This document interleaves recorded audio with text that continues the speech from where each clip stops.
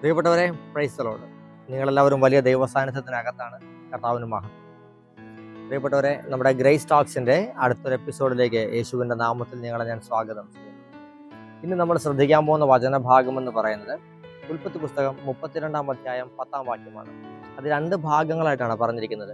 ആദ്യത്തെ ഭാഗം യാക്കോബ് ദൈവത്തോട് സംസാരിക്കുന്നതാണ്. ആദ്യ ഭാഗം ഇങ്ങനെയാണ് യാക്കോബ് പറയുന്നത്: ദൈവമേ, അവിടുന്ന് എന്നോട് കാണിച്ച കരുണയ്ക്കും വിശ്വസ്തതയ്ക്കും ഞാൻ ഒട്ടും യോഗ്യനല്ല എന്ന് പറഞ്ഞു. അതിന്റെ 2-ാമത്തെ ഭാഗമായിട്ട് അദ്ദേഹം പറഞ്ഞിരിക്കുന്നത് എങ്ങനെയാണ്: കേവലം ഒരു വടിയുമായിട്ടാണ് ഞാൻ ജോർദാൻ കടന്നത്, എന്നാൽ ഇപ്പോഴിതാ 2 ഗണമായി അവിടുന്ന് എന്നെ വർദ്ധിപ്പിച്ചിരിക്കുന്നു. ഹല്ലേലൂയ. ഒന്നുമില്ലാത്തവനായിട്ട് നമുക്ക് ആ ഒരു സംഭവം നമുക്ക് എല്ലാവർക്കും നന്നായിട്ടറിയാം.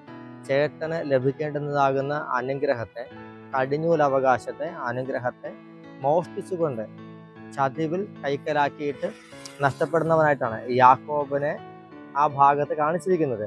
യഥാർത്ഥത്തിൽ അദ്ദേഹത്തിന് അത് അവകാശപ്പെട്ടതായിരുന്നു, അതുകൊണ്ടാണ് അദ്ദേഹം അത് ചെയ്തത്. പക്ഷെ അങ്ങനത്തെ ഒരു സാഹചര്യത്തിലൂടെ നേടിയെടുത്തുന്നുള്ളൂ.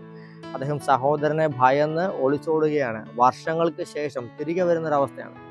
തിരികെ വരുമ്പോൾ അദ്ദേഹം ദൈവത്തോട് പറയുന്ന ഒരു കാര്യം ഇതാണ്: ഒന്നുമില്ലാത്തവനായിട്ട് ഒരു അനുഗ്രഹം മാത്രം, അപ്പൻ്റെ കയ്യിൽ നിന്ന് നേടിയെടുത്ത കടിഞ്ഞൂൽ അനുഗ്രഹം മാത്രം കൊണ്ട്, മറ്റൊന്നും കൈമുതലായി ഇല്ലാതെ അനുഗ്രഹം മാത്രം കൈമുതലാക്കി ദേശം വിട്ടു പോയവനാണ് ഞാൻ. ജോർദാൻ നദി കടന്ന് അക്കരെ പോയവനാണ് ഞാൻ. ഒന്നുമില്ലായിരുന്നു ഞാൻ പോകുമ്പോൾ. പക്ഷേ കർത്താവെ, ഞാൻ തിരികെ ഇങ്ങോട്ട് വന്നപ്പോൾ അവിടുത്തെ കൃപ എന്നെ 2 ഗണമായി വർദ്ധിപ്പിച്ചു. ഞാൻ ഒന്നുമില്ലാത്തവനായി പോയെങ്കിലും തിരികെ വരുന്നത് ഒന്നുമില്ലാത്തവനായിട്ടല്ല.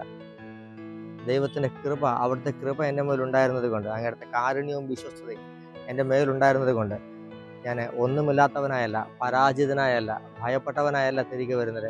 ഞാൻ ജയാളിയായി, വിജയിച്ചവനായി, വർദ്ധിച്ചവനായിട്ടാണ് ഞാൻ തിരികെ വരുന്നത്.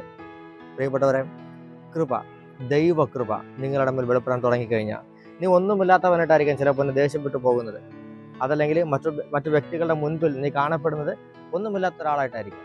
പക്ഷേ ഈ കൃപ നിന്റെ മേൽ വെളിപ്പെടാൻ തുടങ്ങിക്കഴിഞ്ഞാൽ ഒന്നുമില്ലാത്തവനായി പോയ നീ പിന്നെ നിന്റെ ദേശം കാണുന്നത്, നിന്റെ ബന്ധുജനങ്ങൾ കാണുന്നത്, നിന്റെ അയൽവക്കക്കാർ കാണുന്നത്, നിന്റെ കുടുംബക്കാർ കാണുന്നത്, നിന്നെ പകയ്ക്കുന്നവർ കാണുന്നത്, നിനക്കെതിരെ തിന്മ നിരൂപിക്കുന്നവർ കാണുന്നത് ഒന്നുമില്ലാത്ത വ്യക്തിയായിട്ടല്ല, വർദ്ധിച്ച ദൈവകൃപ സമൃദ്ധമായി വ്യാപരിച്ചതിൻ്റെ ഫലമായി വർദ്ധിച്ച, മറ്റാർക്കും തോൽപ്പിക്കാനാകാത്ത, ഒരു തിന്മയ്ക്കും കീഴടക്കാനാകാത്ത ഒരു ദൈവ പൈതലായിട്ടാണ് പിന്നെ നിന്നെ ഇവർ കാണുവാൻ പോകുന്നത്. ഈ ദൈവകൃപ നിങ്ങളുടെ മേൽ വെളിപ്പെടാൻ പോവുകയാണ്.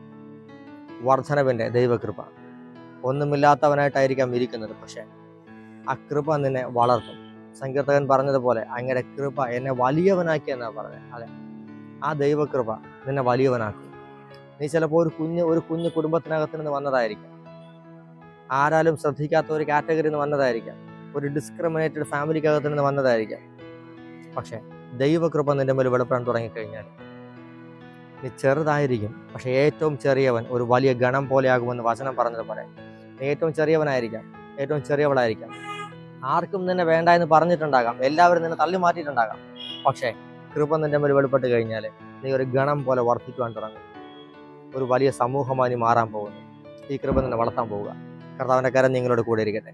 ഒരു നിമിഷം നിങ്ങൾക്ക് വേണ്ടി ഞാൻ പ്രാർത്ഥിക്കുന്നു. പ്രിയ പിതാവേ, ഈ നിമിഷം അവിടുത്തെ മക്കളെ അനുഗ്രഹിച്ച് പ്രാർത്ഥിക്കുന്നു. കർത്താവിൻ്റെ കൃപ ഇവരുടെ മേൽ സമൃദ്ധമായി വ്യാപരിക്കട്ടെ. ഇവരെ വർദ്ധിപ്പിക്കുന്ന, വളർത്തുന്ന, അപ്പം ഒരു വലിയ വർധനവിലേക്ക് ഇവരെ നയിക്കുന്ന ദൈവകൃപ അങ്ങയുടെ മക്കളുടെ മേൽ സമൃദ്ധമായി വ്യാപരിക്കട്ടെ. എല്ലാ തിന്മകളിൽ നിന്നും അങ്ങയുടെ മക്കൾ വിമോചിതരായി ദൈവ മക്കളുടെ സ്വാതന്ത്ര്യത്തിൽ ജീവിക്കാനിടയാകട്ടെ. അനുഗ്രഹിച്ച് പ്രാർത്ഥിക്കുന്നു പിതാവേ.